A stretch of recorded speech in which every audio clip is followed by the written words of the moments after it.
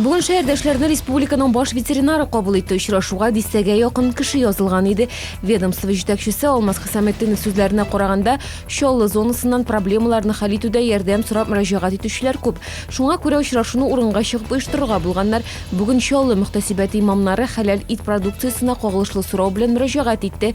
Баш ветеринар белән очрашуга шулай ук Тукай районы эшмәкәрләре дә килгән иде.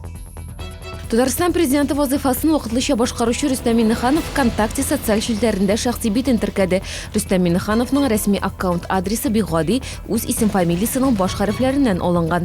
Ул инде анда беренче язулар калдырырга, фотолар элергә дә өлгерде. Иң беренче дуслар исемлегендә Наил Мәхдиев та бар. Сүз уңаеннан шәһәр башкарма комитеты җитәкчесе ВКонтакте челтәрендә июньдә теркәлде. 5000 артык кеше аның битенә язылырга да өлгерде. 9 августта Яр-Буй мәйданында шәһәрнең 85 еллыгы һәм күңел радиосының туган көне уңаеннан шоу-тамаша оештырыла. Онда шәһәр, республика һәм Россия эстрада йолдызлары килүе көтелә.